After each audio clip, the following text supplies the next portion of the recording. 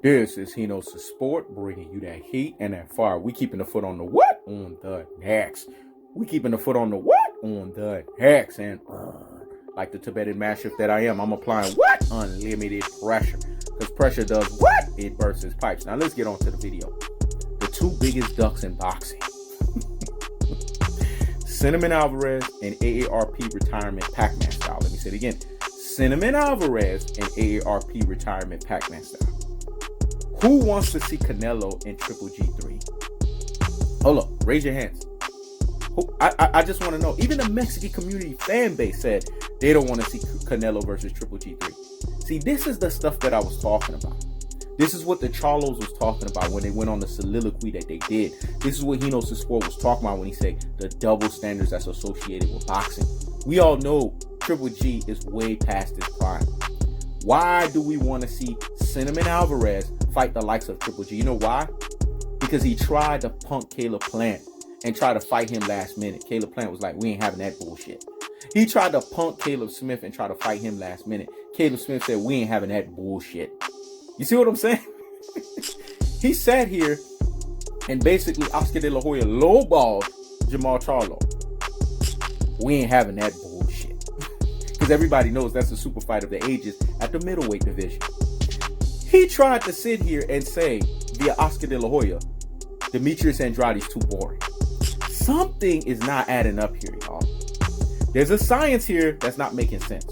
He fought Sergey Kovalev 6 weeks after his fight against Anthony Yard. 6 weeks, y'all. Y'all say Anthony Yard, but his name is Yai. 6 weeks. He was concussed. He knew Sergey Kovalev needed money from the Russian mobsters. Sergey Kovalev told y'all that and y'all laughed it off. He needed that money. And that was his highest payday at $12 million. So yes, it was a super gift decision.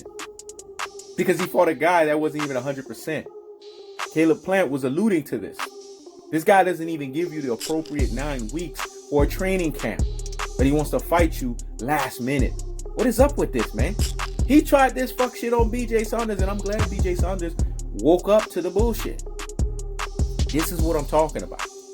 And then him too, fighting a BJ Saunders, who we know in boxing, the cardinal rule is you are as good as your last opponent. BJ Saunders did not fight in a long time. He fought a journeyman and went tooth and nail with a journeyman. What do you think is going to happen when he fights Canelo Alvarez? I've never said Canelo Alvarez was a bad boxer. I think he's a very good boxer.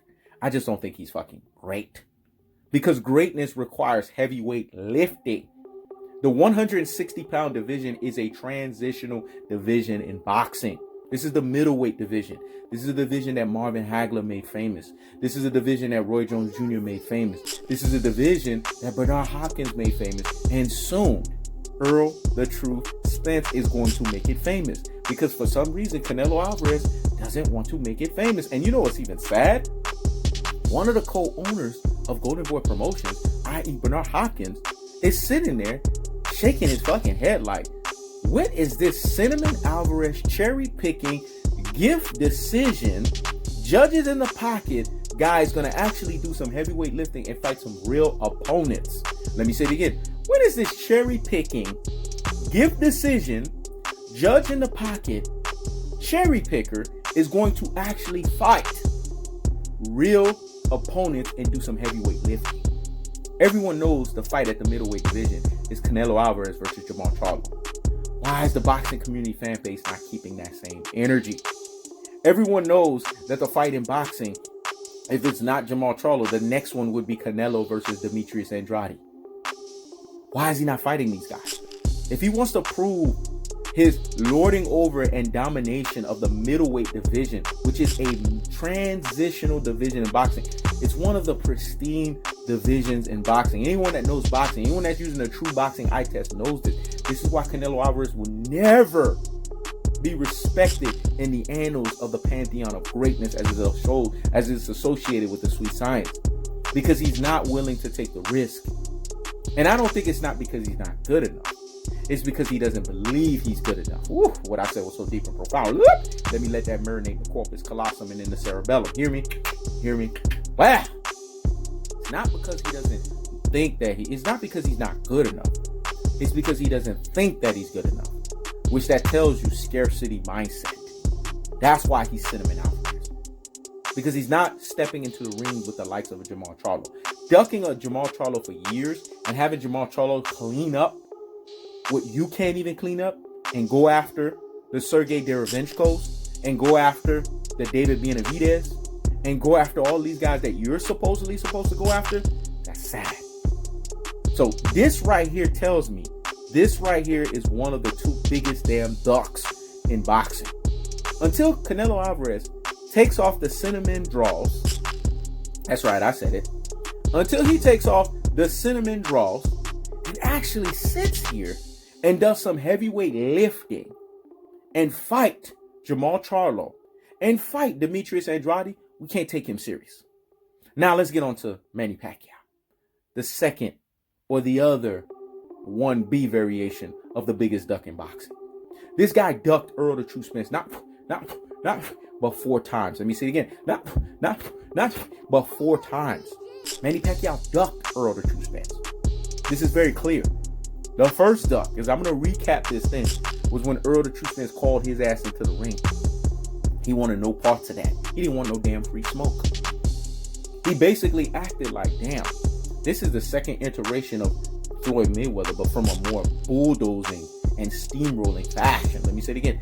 This is the second iteration of Floyd Mayweather, but from a more bulldozing and steamrolling fashion. I don't want no parts of that. I'm scared of that. He's going to make me fill out my AARP card before time. He's going to put me into AARP retirement Pac-Man style. We can't have that. I'm just getting back to boxing. I owe the IRS. I need money. I got to feed a whole damn Philippine village. So I can't be sitting here and acting like I can fight this guy and get retired. We're not going to get retired. That's not going to happen. Let's fight a Conor McGregor. Let's move our ass. Let's run our ass over to Paradigm Sports because he keep calling me out. Then the second time, he made a list of the welterweights that he was going to fight, and he purposefully omitted Errol the True Spence. That's a duck, y'all. Because Errol the True Spence called his ass out, rolled his ass out on the red carpet in a damn boxing ring in front of over 40,000 people in the AT&T Stadium. So why didn't he answer the bell? That's a duck. The third duck, when they asked Freddie Roach, well, why did Manny Pacquiao purposefully omitted Errol the True Spence? All this stuff is quantified and calculated. It can be researched. Let me say it again. It's quantified and calculated. It can be researched. So go research it. Freddie Roach said, hell no. That young lion right there, he will put the old lion of Manny Pacquiao to sleep.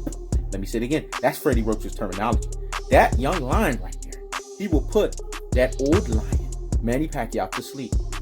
Errol the True Spence is too live of a gate of a line right now. We can't have Manny Pacquiao take that risk. Manny Pacquiao is not the same fighter anymore. His reflexes are not the same. See, this is what you got to like about Freddie Roach. He always is honest about his fighter. He knows that Errol the True Spence will park, punish, and stop his ass and send his ass into AARP retirement Pac-Man style. So he said, I had to advise Manny Pacquiao. That's too dangerous of a fight to take at this point. And I don't believe that Manny Pacquiao will win. His trainer don't even believe in him. And here's the fourth duck, y'all. Manny Pacquiao was like, yeah, we're going to fight Errol the True Spence immediately after the car crash. But then when he saw Errol the True Spence was running, he saw Errol the True Spence was in shape. He saw Errol the True Spence was down between 158 to 160. He went, stop the presses and pump the brakes on the nonsense. Let me go sit down somewhere and what? Higgity fucking hush. This is what Manny Pacquiao said. Stop the presses and pump the brakes on the nonsense. Let me go sit down somewhere and what? Higgity fucking hush. I can't fight this dude. Because he gonna bulldoze and steamroll my ass. And I ain't got time for this. I ain't got time to be going to no AARP retirement Pac-Man style. So, recap. When we sit here and we look at Canelo Alvarez and we look at Manny Pacquiao, boxing fans are going to have to ask themselves the underlying questions. And they're going to look at question marks that's associated with these two guys. One is ducking Jamal Charlo and Demetrius Andrade and doesn't want those free smokes at the middleweight division and is disrespecting the transitional division in boxing. And then the other one doesn't know how to step aside or get parked, punished, and stopped and sent into AARP retirement Pac-Man style. You're an old fighter.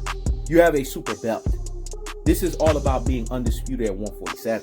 So Manny Pacquiao, step aside or get your ass parked, punished, and stopped via bulldozing and steamrolling fashion. Let me say it again. Step aside or get parked, punished, and stopped via bulldozing and steamrolling fashion. It's really that simple, y'all. So, bottom line is, we got the two biggest ducks in boxing. Cinnamon Alvarez and AARP retirement Pac-Man style. Leave a comment in the section. Let me know what you guys think. This is Hino for Sport. Checking out.